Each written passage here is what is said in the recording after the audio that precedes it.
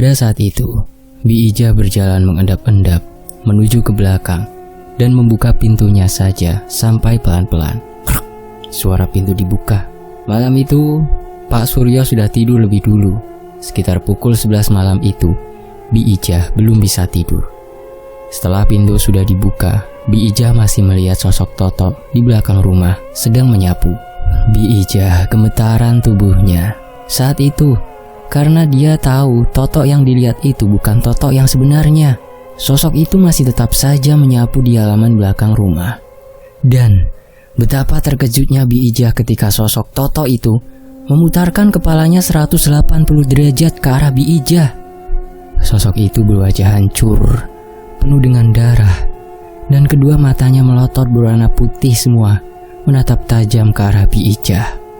Mulutnya menyeringai lebar.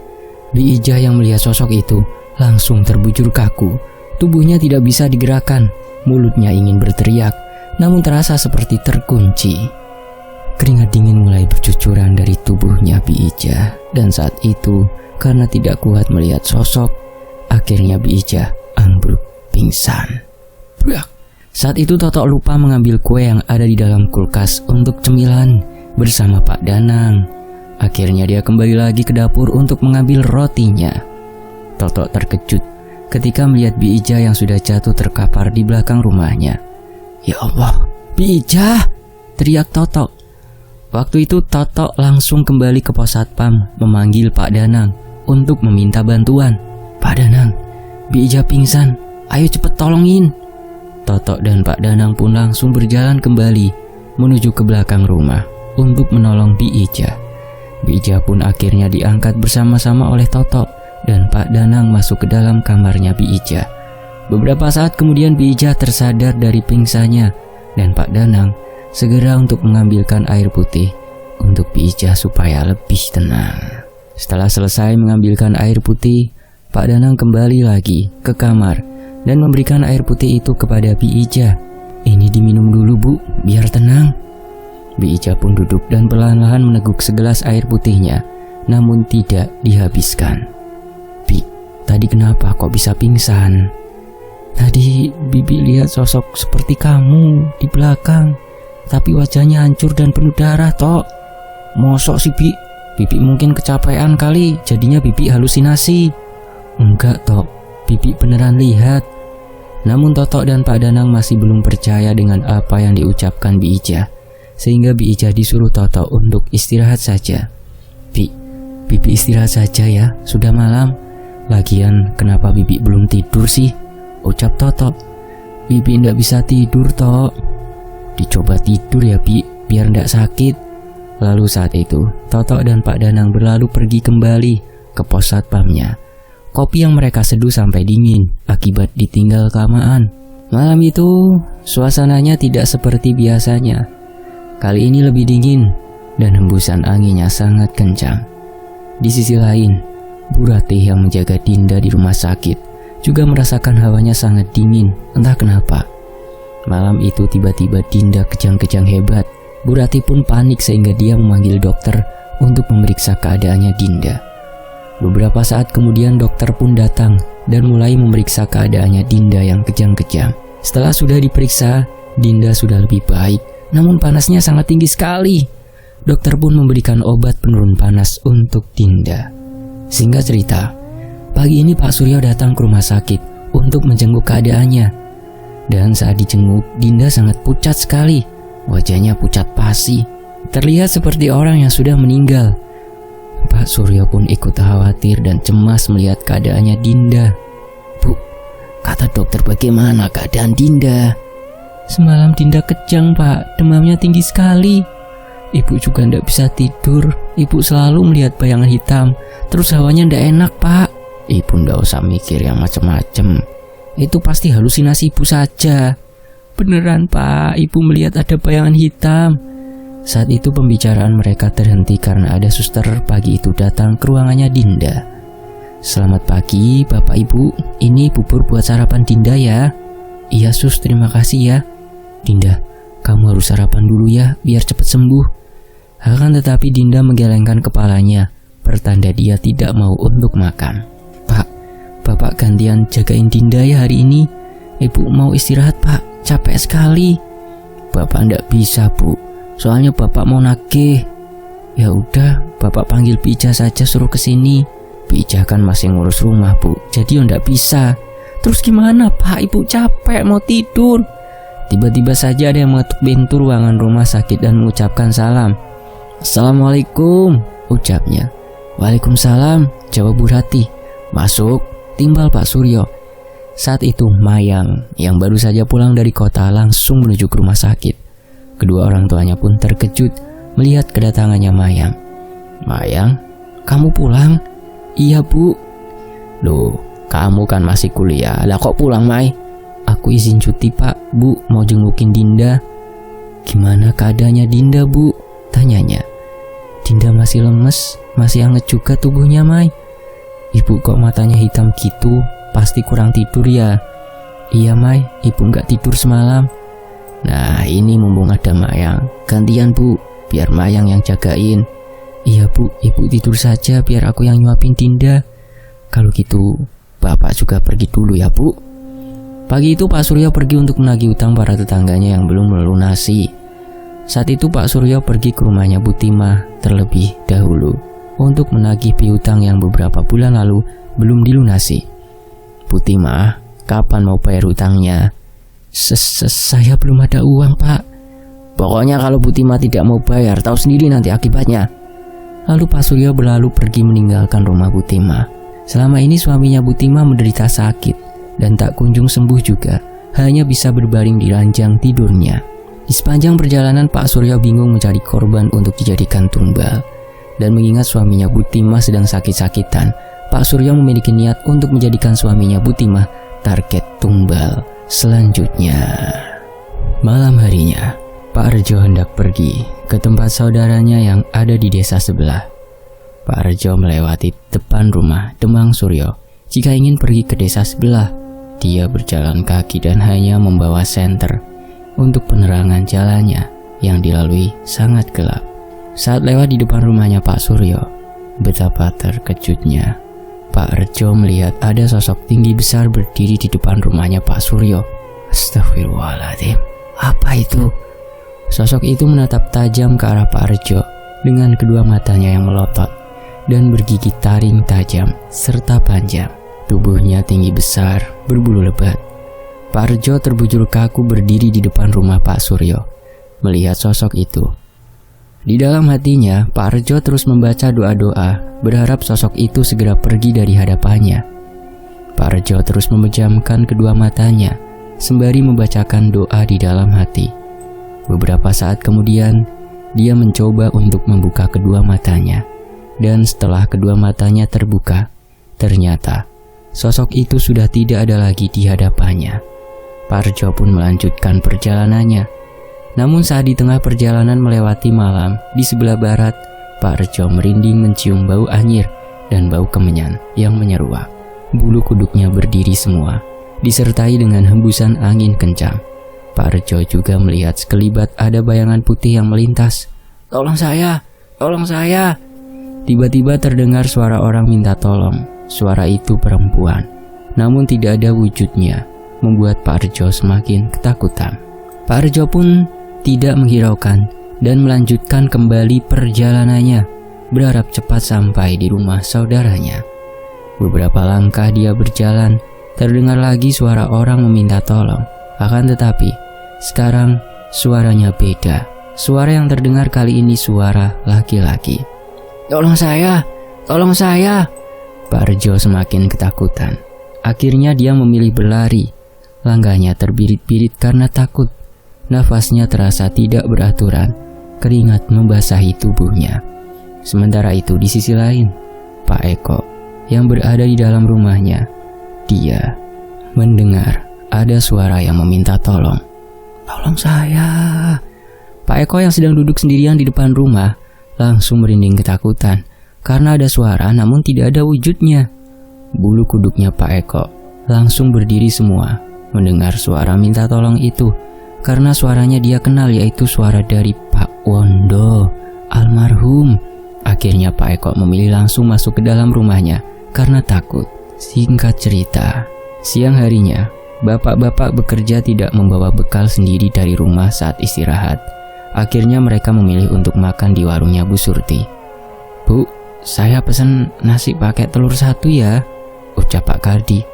"Saya juga Bu," timbal Pak Yanto. "Pak Eko sama Pak Arjo lauknya apa?" tanya Bu Surti. "Saya lauknya tempe aja Bu, sama tahu," jawab Pak Arjo. "Pak Eko?" tanya Bu Surti kemudian. "Saya ikan asin aja Bu, sama sayur."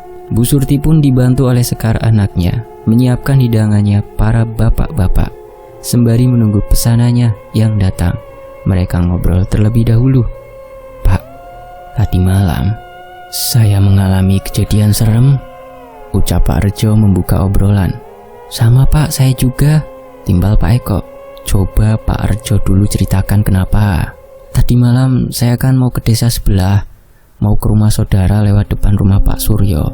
Terus saya melihat ada sosok tinggi besar. Terus tidak berapa lama sosok itu menghilang. Tapi pas saya lewat di depan kuburan, saya dengar ada suara yang minta tolong. Suaranya perempuan dan laki-laki," jelas Pak Arjo. "Sama kalau gitu Pak, saya juga semalam dengar suara laki-laki minta tolong. Tapi suara itu sama seperti suara Pak Wondo." "Wah, jangan-jangan itu arwahnya Bu Narti sama Pak Wondo." "Bisa jadi, kan bener kalau Pak Wondo sama Bu Narti itu sudah dijadikan tumbal sama Pak Suryo." Beberapa saat kemudian, pesanan bapak-bapak pun sudah siap. Mereka langsung menyantap makanannya dan menghentikan obrolannya. Setelah selesai makan, mereka melanjutkan kembali obrolannya yang tadi sempat terhenti. "Kalau gini terus, desa kita bisa angker Pak. Kita harus cari apa penyebab dari kematiannya Pak Wondo dan Bu Narti dulu," ucap Pak Kardi. Iya setuju, tapi gimana caranya Pak Kardi?" "Ya itu dia Pak Yanto, saya juga belum tahu. Dengar-dengar katanya hasil bumi milik Demang Suryo semakin berlimpah ya bapak-bapak." Kali ini Bu Surti berkata, Iya Bu, padahal Juragan Hendro malah hampir bangkrut loh, kasihan dia." Tak terasa jam istirahat sudah selesai. Mereka pun segera kembali untuk bekerja. "Ayo ke sawah lagi." Sebelum beranjak pergi dari warungnya, Bu Surti, mereka membayar terlebih dahulu. Di sisi lain, keadaannya Dinda sudah semakin membaik. Dia pun sudah diperbolehkan pulang oleh dokter. Saat itu Dinda akhirnya dibawa pulang ke rumah. Mayang belum berangkat lagi ke kota, karena dia mendapatkan kabar ada libur panjang lagi. Akhirnya Mayang di desa lebih lama lagi. Dia pun senang karena bisa berkumpul dengan keluarganya. Setiap malam, Mayang mendengar suara-suara aneh di dalam rumahnya. Waktu itu dia yang sedang berada di dalam kamar, tiba-tiba mendengar ada suara seperti orang yang mencakar tembok dari samping kamarnya. Srek, srek, srek. Suara itu terdengar jelas. Samping kamarnya Mayang itu adalah ruangan ritual yang dilakukan oleh bapaknya. Mayang yang ketakutan langsung menarik selimutnya untuk menenggelamkan tubuhnya. Tiba-tiba tengah malamnya Mayang kebelet buang air kecil. Mau tidak mau dia harus keluar kamar menuju ke kamar mandi. Akhirnya Mayang memberanikan diri untuk ke kamar mandi tengah malam.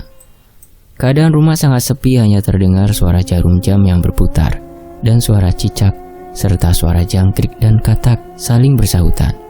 Dia berjalan perlahan-lahan menuju ke kamar mandi.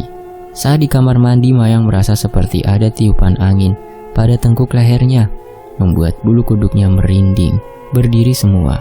Karena takut, dia segera menyelesaikan buang air kecilnya dan segera keluar dari kamar mandi.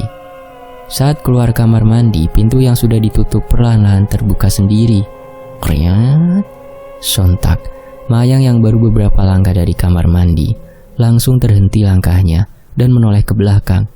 Betapa terkejutnya dia saat pintu kamar mandinya terbuka dan di sana ada sosok wanita berambut panjang acak-acakan. Wajahnya penuh dengan darah, kedua bola matanya hilang.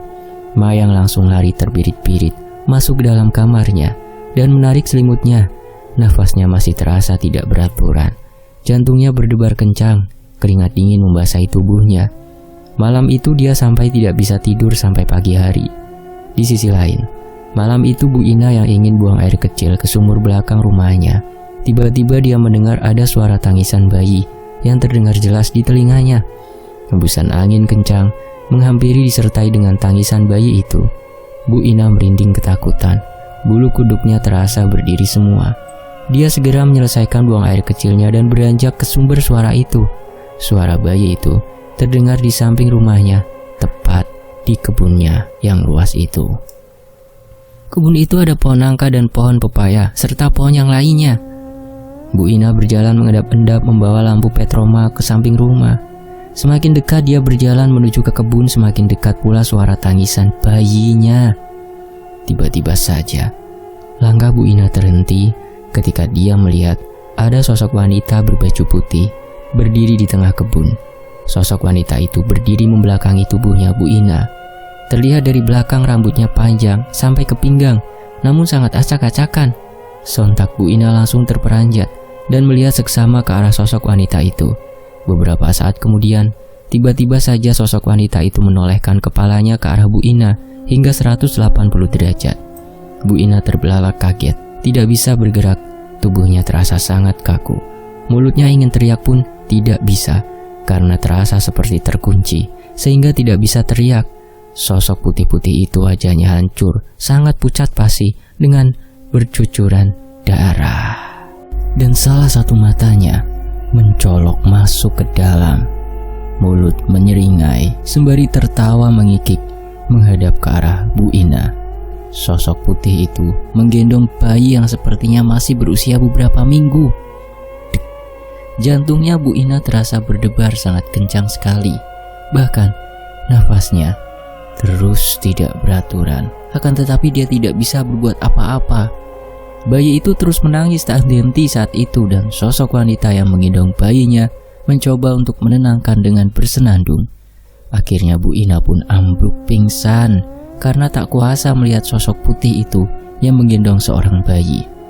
Malam itu, Pak Yanto yang sudah terlelap dalam tidurnya tidak mengetahui kalau Bu Ina pergi dari dalam kamar. Sehingga Bu Ina pingsan di kebun samping rumah pun tidak ada yang tahu. Suara ayam mulai berkokok, pertanda hari sudah pagi. Pak Yanto pun bangun, namun kedua matanya masih mengerjap-ngerjap. Dia melihat ke arah samping tidurnya. Ternyata di sampingnya Bu Ina sudah tidak ada di sana. Ibu sudah bangun tapi kok tidak bangunin, gumam Pak Yanto. Pak Yanto pun mengucek kedua matanya yang masih terasa sangat berat untuk dibuka. Setelahnya dia turun dari atas ranjang dan berjalan keluar kamar mencari keberadaan Bu Ina. "Bu, ibu di mana?" teriak Pak Yanto. Pak Yanto mencari dari depan ke belakang dapur, bahkan sampai ke sumur. Akan tetapi belum menemukan Bu Ina juga. "Ibu kemana sih, masih pagi gini sudah tidak ada?" gumamnya sembari menggaruk kepalanya yang tidak terasa gatal. Akhirnya Pak Yanto berjalan ke depan teras rumah, melihat ke sekeliling, namun terlihat sepi. Ada Bu Sri yang lewat pagi itu di depan rumah. Pak Yanto pun menyapa dan mencoba menanyakan keberadaan istrinya. "Bu Sri," teriak Pak Yanto sembari melambaikan tangannya. "Ada apa Pak Yanto?" tanya Bu Sri. "Ibu lihat istri saya ndak?" "Ndak lihat Pak. Emangnya Bapak ndak tahu Bu Ina perginya kemana?" "Kalau saya tahu ya ndak nanya sama Ibu." "Iya sih Pak, tapi maaf saya ndak lihat Pak. Saya permisi dulu ya Pak, mau masak. Monggo Pak Yanto." "Ya sudah Bu, matur nuwun." Bu Sri pun berlalu pergi dari rumahnya Pak Yanto. Sementara Pak Yanto terlihat gusar, kepikiran istrinya yang tiba-tiba ngilang. Beliau sampai mondar-mandir, kadang sesekali duduk di lincah depan teras rumahnya. "Duh, ibu itu kemana sih?" gusarnya. Terdengar suara kucing di samping rumah dengan kucing lain yang sepertinya akan berantem, dan Pak Yanto pun terperanjat. Dia langsung melihat ke arah samping rumahnya, tepatnya di kebun samping rumah. Saat Pak Yanto melihat ke samping rumahnya, betapa terkejutnya. Pak Yanto melihat istrinya terkapar di sana. "Ya Allah Ibu!" Segera Pak Yanto berjalan menghampiri Bu Ina yang ada di samping rumahnya. Pakaian kebaya tipis yang dikenakannya itu dengan rok selendang batik kotor terkena tanah. Pak Yanto pun langsung mengangkat tubuhnya Bu Ina masuk ke dalam rumah. Bu Ina diletakkan di dalam kamar, di atas ranjang tidur. Saat itu Pak Yanto mengolesi minyak kayu putih pada hidung Bu Ina supaya cepat sadar. Sekitar 15 menit Akhirnya Bu Ina pun tersadar dari pingsannya. Alhamdulillah, akhirnya ibu sadar juga. Keadaan Bu Ina masih terasa lemas dan pucat pasi wajahnya. Saat itu, Pak Yanto pun beranjak ke dapur untuk membuatkan teh hangat. Bentar ya Bu, Bapak buatkan teh hangat dulu. Bu Ina menjawab dengan menganggukkan kepalanya dengan perlahan-lahan. Pak Yanto pun memasak air putih terlebih dahulu di atas tungku dengan membakar kayu terlebih dulu. Beberapa saat kemudian setelah semuanya sudah siap, Pak Yanto kembali ke kamar membawakan teh hangat untuk Bu Ina. Ini Bu, silahkan diminum dulu, mumpung masih hangat supaya Ibu mendingan. Perlahan-lahan Bu Ina meneguk segelas teh hangat itu, namun tidak sampai habis. Perasaannya pun lebih lega. Tadi selain memasak air, Pak Yanto juga sekalian merebus singkong untuk sarapan pengganjal perut. Singkongnya dimakan Bu, biar kenyang. Bu Ina pun mengunyah singkongnya pelan-pelan karena masih terasa lemas tubuhnya. Hari ini kayaknya Bapak ndak berangkat ke sawah dulu Bu. Loh emangnya kenapa Pak? Kan Ibu masih lemes gini. Bapak takut nanti Bu kenapa-napa. Setelah selesai makan singkong, Pak Yanto menanyakan apa yang sebenarnya terjadi dengan Bu Ina. Ibu kenapa kok bisa di samping rumah? Semalam Ibu kan mau buang air kecil ke belakang. Terus Ibu mendengar ada suara bayi nangis. Karena penasaran, Ibu mencari suara itu. Ternyata suaranya dari samping rumah. Akhirnya Ibu kesana, terus pas Ibu lihat ada sosok putih, perempuan gendong bayi Pak, nangis-nangis. Terus pas sosok itu menoleh ke arah Ibu, Ibu takut terus pingsan Pak, imbuhnya. Ya udah, Ibu istirahat saja biar tenang. Ibu pasti masih syok kan? Sementara di sisi lain Pak Kardi dan yang lain sedang kerja di sawah seperti biasanya, dan mereka saling menanyakan keberadaan Pak Yanto. Pak Yanto kemana ya kok ndak berangkat? Loh Bapak kan rumahnya paling dekat sama Pak Yanto, emangnya ndak tahu apa? Tanya Pak Rejo. Saya ndak tahu Pak, tadi pagi itu istri saya katanya ketemu Pak Yanto di depan rumah. Katanya Pak Yanto gusar, gelisah mencari Bu Ina, timbal Pak Eko. Loh emangnya Bu Ina kemana? Nah itu dia, ndak tahu Pak Kardi. Pak Yanto juga kata istrinya saya nggak tahu kemana perginya kok. Jawab Pak Eko, ada-ada saja. Semoga saja cepat ketemu Bu Ina. Obrolan mereka di gubuk tengah sawah pagi itu sangat asyik saat istirahat kerja sekitar pukul 9 pagi. Tiba-tiba saja Pak Suryo datang menghampiri mereka. Pak Yanto kok ndak kelihatan. Kemana Pak? Tanya Demang Suryo. Ndak berangkat Pak, kayaknya sedang mencari istrinya tadi. Loh emangnya Bu Inanya kemana? Yuk kita juga ndak tahu Pak. Oh gitu, semoga saja cepat ketemulah. Saat itu Pak Suryo pun berlalu pergi ke tempat lumbung padi untuk mengecek padi-padi yang akan digiling. Singkat cerita, sore harinya bapak-bapak bertemu dengan Pak Yanto saat akan pergi ke warung, sedang jalan kaki pulang kerja. Itu Pak Yanto, ucap Pak Eko. Pak Yanto mau kemana Pak? Tanya Pak Kardi. Ini Pak Kardi mau ke warung pengen ngopi. Oh ya sudah, sama kita yuk ke warung Bu Surti. Saat itu akhirnya mereka ke warung bersama dan memesan kopi seperti biasanya beserta dengan gorengannya. Oh iya Pak, Bu Ina gimana? Tanya Pak Eko. Udah ketemu tadi pagi di samping rumah di kebun. Loh kok bisa ada di samping rumah Pak? Semalam istri saya pingsan Pak di samping rumah. Memangnya ngapain Bu Ina malam-malam ke kebun Pak? Panjang ceritanya Pak. Gak apa-apa, ceritakan saja Pak Yanto, kita penasaran ini. Saat Pak Yanto akan menceritakan kepada bapak-bapak, tiba-tiba saja pesanan kopi mereka sudah sampai. Silahkan bapak-bapak, ucap Bu Surti. Terima kasih Bu, jawabnya. Srup, suara secangkir kopi panas diseruput oleh Pak Yanto. Cepat ceritakan Pak, kita penasaran. Iya ya, jadi gini, semalam katanya istri saya buang air kecil di sumur belakang rumah. Terus dia mendengar ada suara bayi nangis di samping rumah. Karena penasaran, akhirnya dia mencari ke samping rumah. Dan saat dilihat ternyata ada sosok putih yang sedang menggendong bayi sambil bernyanyi melihat ke arah istri saya. Dan akhirnya istri saya pun pingsan. Jelas Pak Yanto. Kok serem banget ya desa kita sekarang ini, timbal Pak Kardi. Iya bener, padahal dulu ndak seperti ini kok, aman-aman saja, jawab Pak Eko. Sore itu terlihat mendung dan rintik hujan mulai turun tidak terlalu deras. Saat itu, bapak-bapak terus ngobrol-ngobrol asyik sampai tak terasa waktu sudah mulai petang. Pak Kardi mengajak yang lain untuk pulang karena sebentar lagi maghrib langitnya sudah semakin gelap.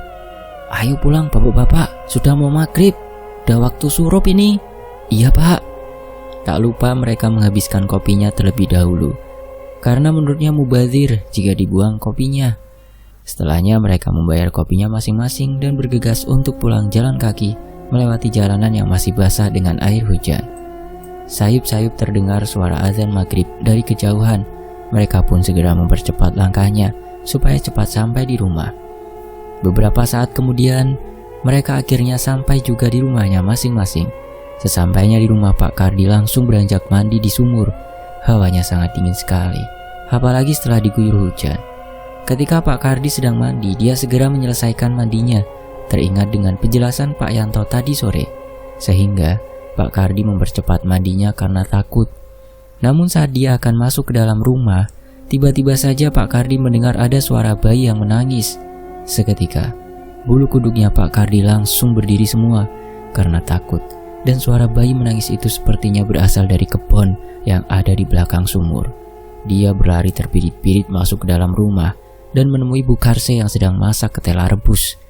"Napa sih Pak kok lari-lari? Ibu denger ndak ada suara bayi?"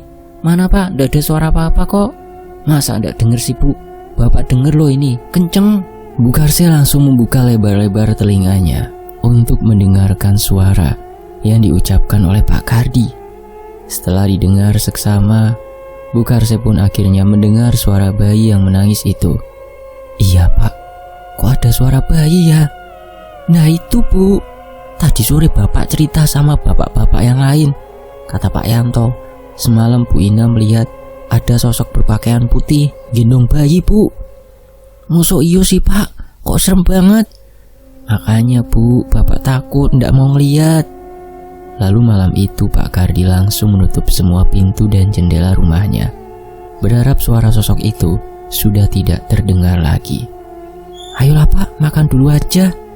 Mereka pun duduk lesehan di sebuah tikar.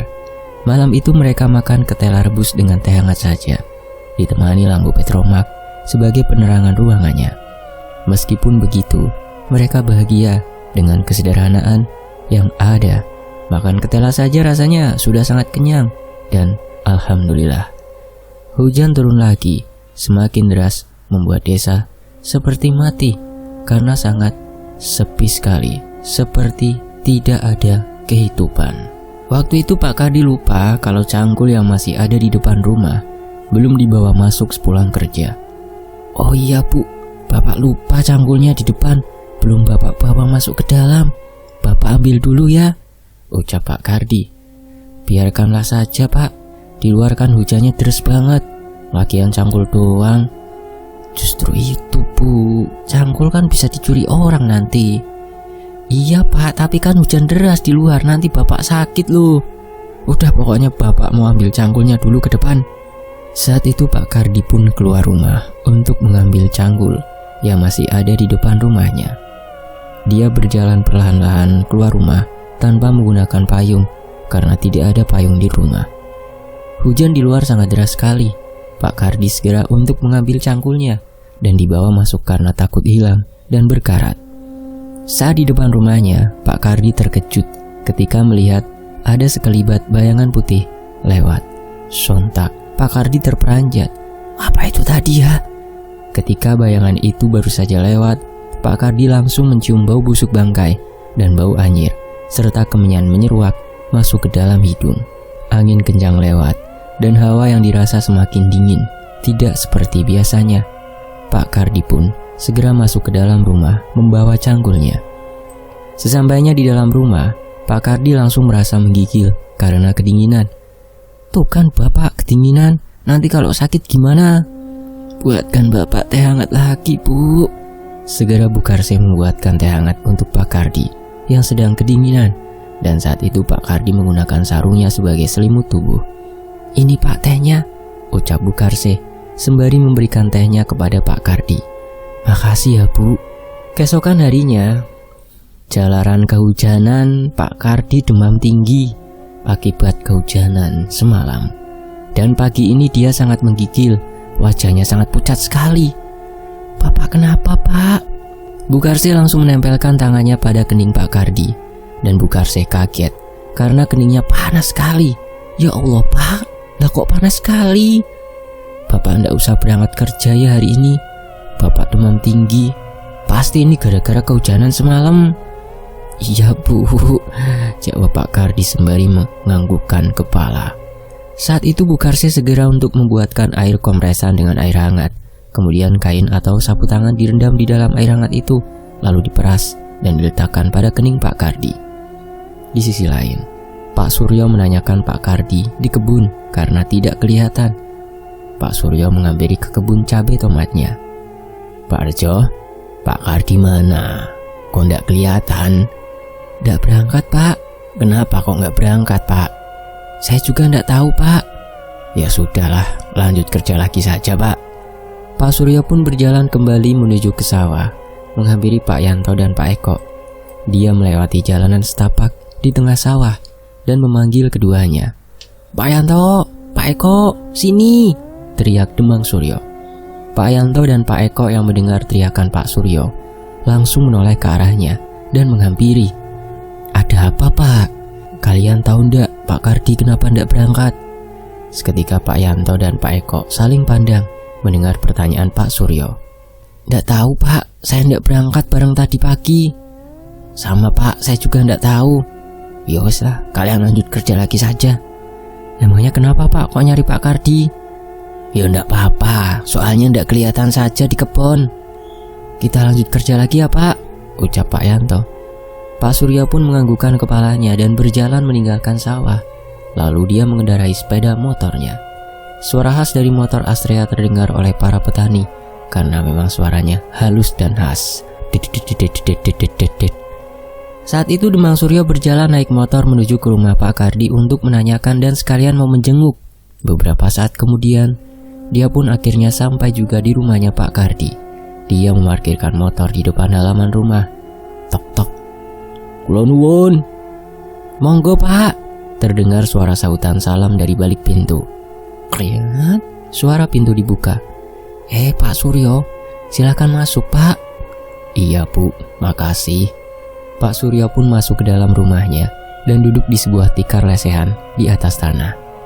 "Pak Kardinya di mana, Bu?" "Ada, Pak. Bentar saya panggilkan dulu.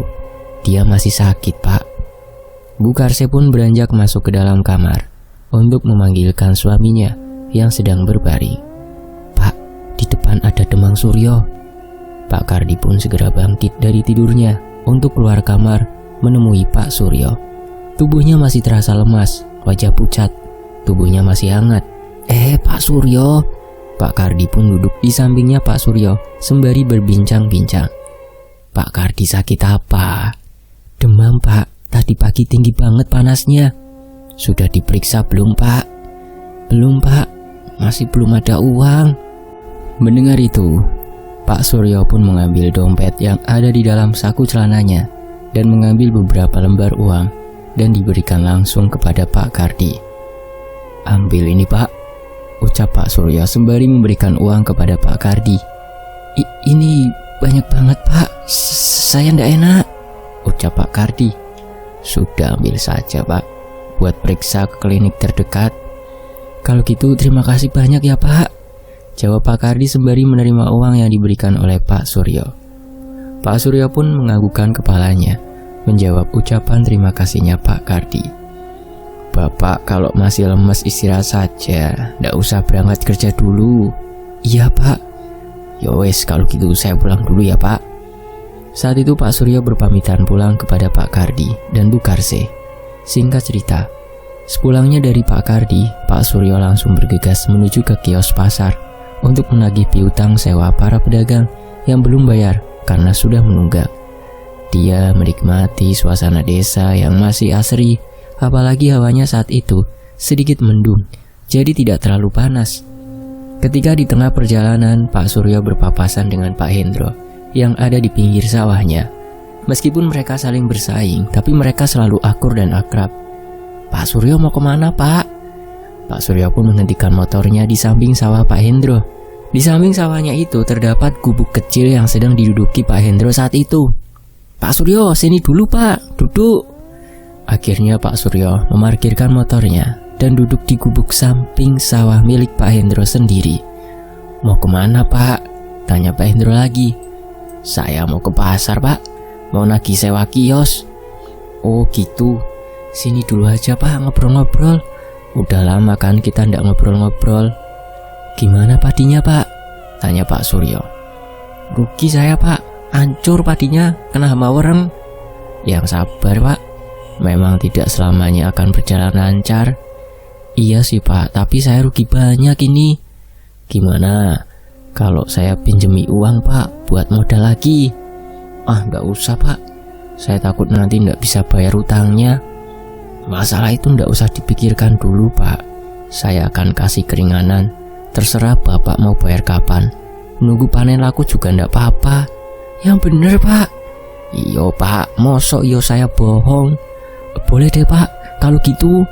"Ya sudah, nanti sore atau nanti malam Pak Hendro datang ke rumah saja ya." "Iya Pak." "Kalau gitu saya pergi dulu Pak, mau ke kios pasar." Iya Pak, silakan, hati-hati ya Pak Suryo." Saat itu Pak Suryo pun segera melanjutkan perjalanannya menuju ke pasar untuk menagih sewa kios. Beberapa saat kemudian dia akhirnya sampai juga di pasar. Satu persatu Pak Suryo mendatangi kios miliknya untuk menagih sewa kepada para pedagang yang menyewa kios. "Bu, bayar sewanya sudah waktunya ini." "Maaf Pak, tapi kok saya belum ada uang. Akhir-akhir ini dagangan saya masih sepi Pak." "Mosok emasnya gede-gede, gelangnya pateng grandul, bayar sewa kios saja ndak bisa?" Bu Atun memang terlihat memakai perhiasan di beberapa bagian tubuhnya. "Ini kan aset milik saya Pak." "Ya kalau nggak bisa bayarnya pakai emas itu saja nggak apa-apa Bu." "Jangan Pak, saya nggak mau." "Kalau ibu nggak mau bayar, ya wes monggo silakan ibu pergi dari kios ini, karena yang mau nyewa di kios ini banyak." Beri saya keringanan 1 minggu lagi Pak," jawabnya. "Ya sudah, kalau gitu saya kasih waktu seperti biasa 1 minggu lagi. Awas kalau nanti tidak bayar, ibu silakan bereskan semua jualannya, barang dagangannya juga."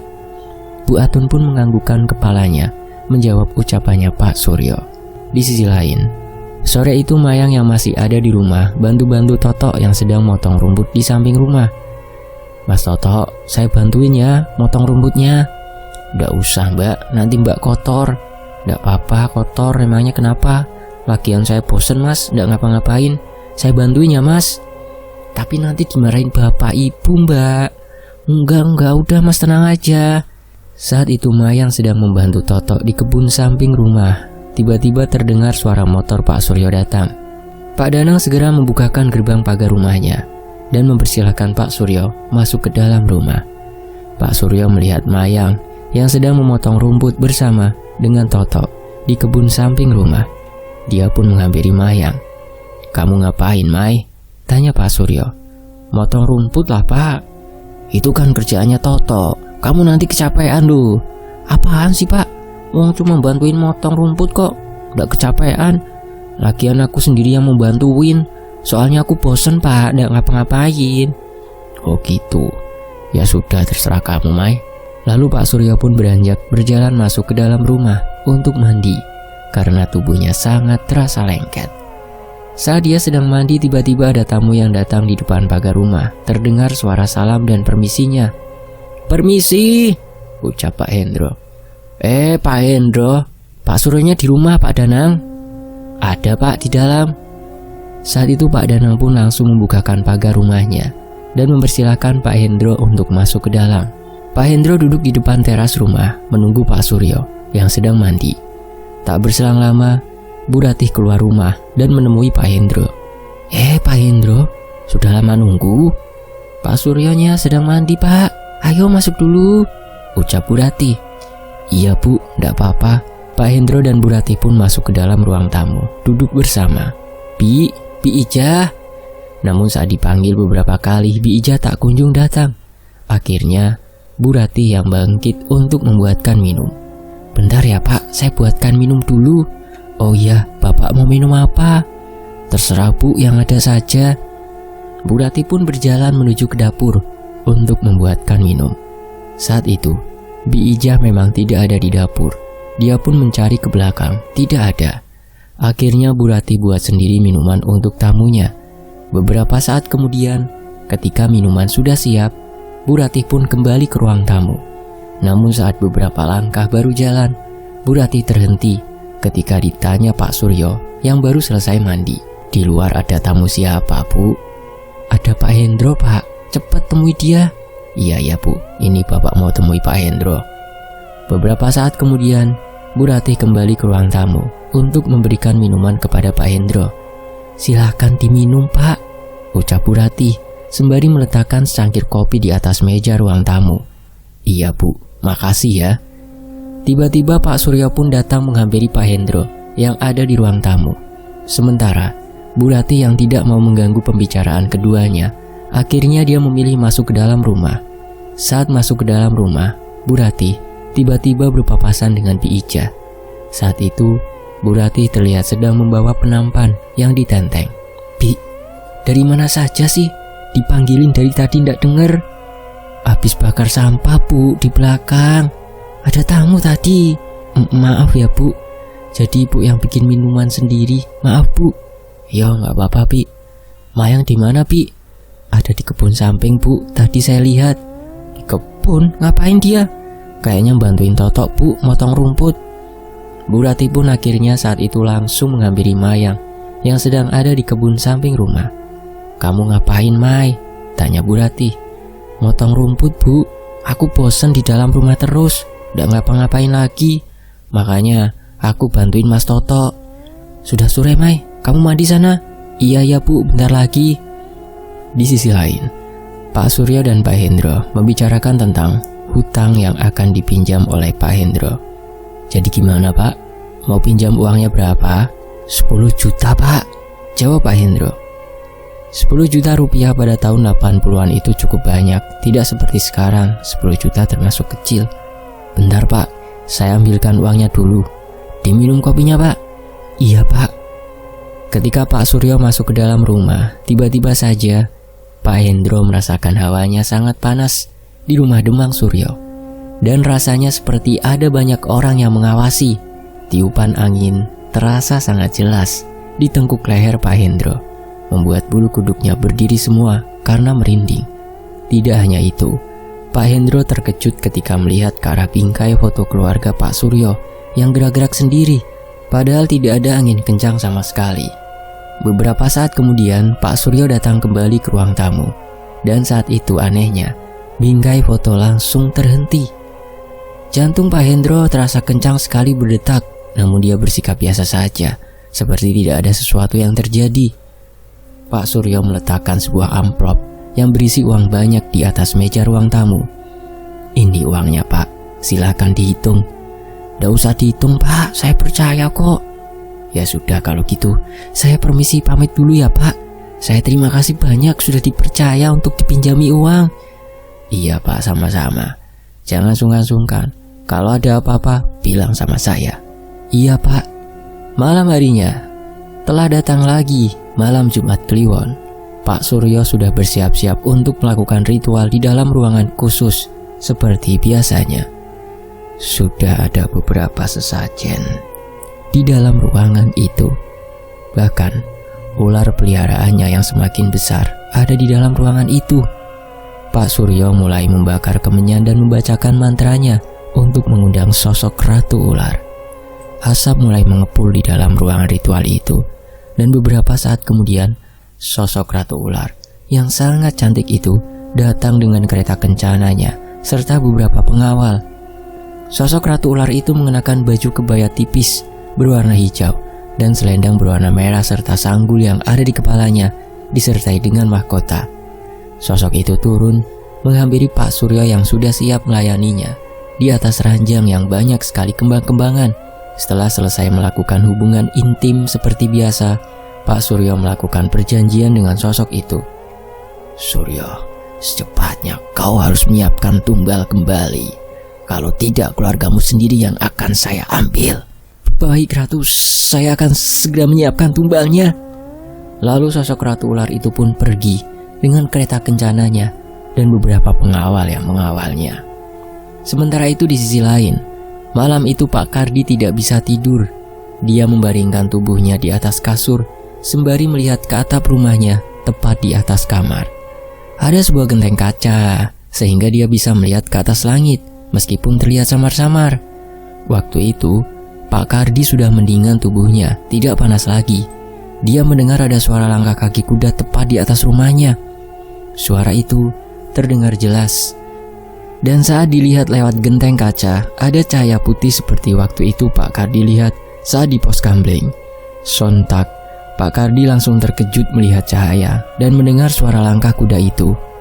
Malam itu, Pak Kardi langsung menarik selimut sarungnya karena merasa dingin hembusan angin kencang datang masuk ke dalam kamarnya. Dia juga takut dengan suara langkah kaki kuda yang tadi dia dengar karena dia yakin kalau itu adalah suara kereta kencana siluman. Beberapa saat kemudian, Pak Kardi mendengar ada suara sosok yang meminta tolong, membuat dia semakin tidak bisa tidur nyenyak.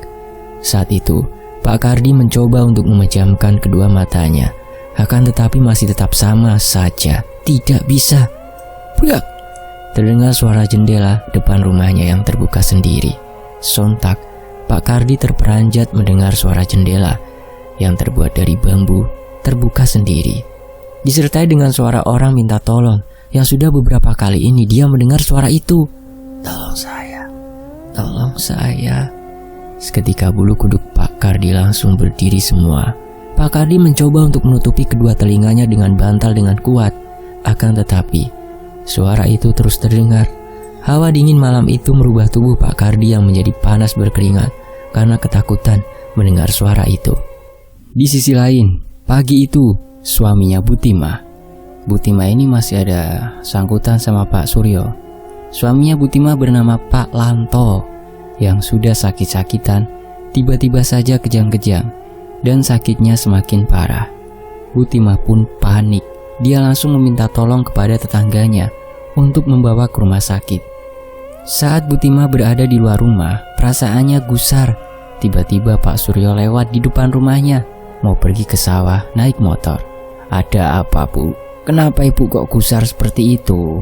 Suami saya, Pak. Suami saya kejang-kejang. Ya sudah, kalau gitu saya ambil mobil dulu ya, Bu. Nanti pakai mobil saya antarkan ke rumah sakit. Saat itu Pak Suryo langsung pulang kembali ke rumah naik motor untuk mengambil mobilnya. Beberapa saat kemudian setelah mengambil mobil, dia kembali lagi ke rumahnya Butimah. Ayo Bu, kita bawa Pak Lanto masuk ke dalam mobil. Pak Lanto yang terbaring di kasur kejang-kejang akhirnya digotong oleh Pak Suryo dan Butimah menuju ke dalam mobil bersama dengan tetangganya yang lain.